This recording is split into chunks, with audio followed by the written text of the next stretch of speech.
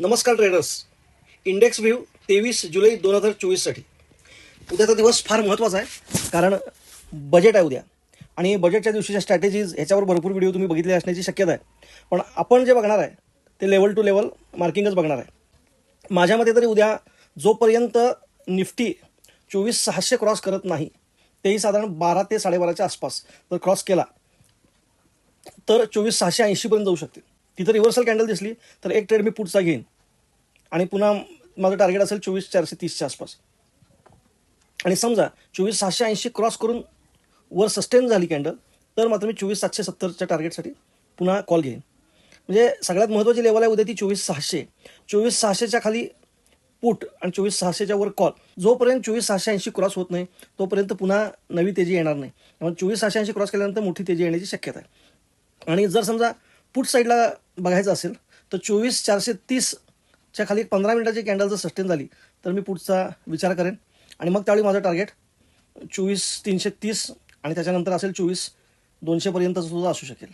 त्यामुळं निफ्टी उद्या सगळ्यात महत्त्वाची लेवल आहे 24,600. बँक निफ्टी जर बघाल तर बँक निफ्टी टोटल रेंज बाउंडमध्ये आहे. आपली जी लेवल आहे महत्त्वाची ती 52,160, म्हणजे साधारण 52,150 धरा.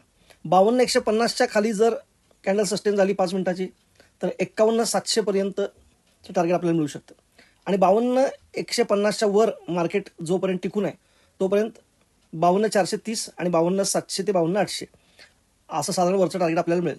आणि 52,800 क्रॉस केल्यानंतर मात्र आपल्याला मोठी तेजी मिळून साधारण आपलं टार्गेट मग मोठं घेण्यात हरकत नाही. हा जो हाय आहे ह्याच्यावर 53,300 ते 53,500च्या मध्ये आपलं टार्गेट असू शकतं.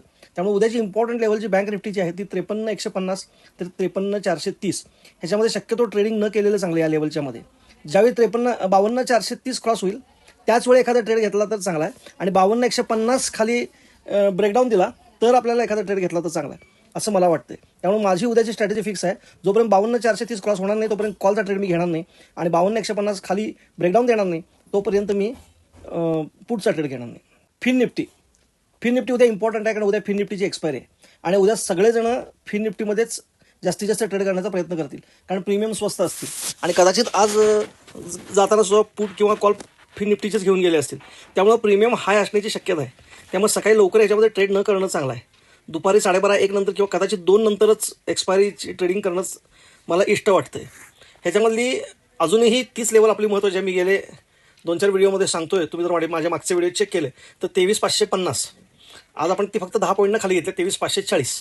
23,540 ही लेवल अतिशय महत्त्वाची आहे. ह्याच्या खाली जोपर्यंत एक 15 मिनिटाची कॅन्डल ब्रेकडाऊन देत नाही तोपर्यंत आपण पुढचा ट्रेड मी तरी काय घेणार नाही. 23,540च्या खाली पुढचा ट्रेड, मग त्यावेळी टार्गेट माझं असेल 23,360. आणि 23,540च्या वर जोपर्यंत सस्टेन होते तोपर्यंत 23,840च्या आसपास मला पुन्हा एकदा टार्गेट मिळेल. आणि 23,850 जर फिन निफ्टीनं क्रॉस केला तर मात्र मी 24,000पर्यंत त्याचे टार्गेट्स बघतोय. त्यामुळे फिन निफ्टी उद्या एक्सपायरी असल्यामुळं काळजीपूर्वक प्रीमियम हाय असणार आहे. सकाळी ओपनिंगला कुणीतरी सांगितलं आपल्याला कळलंय म्हणून न घेता अभ्यासपूर्वक घ्या, नाही तर प्रीमियम हाय आहे. प्रीमियम तुटू शकतात आणि एक वाढताना दिसेल फिन निफ्टी पण तुमचे प्रीमियम नाही वाढणार, असं व्हायला नको. म्हणून काळजी घ्या. आणि सगळ्यात महत्त्वाची सूचना म्हणजे मी सेबी रजिस्टर्ड ॲनालिस्ट नाही. मी हा व्हिडिओ एज्युकेशनल पर्पजसाठी बनवलेला आहे.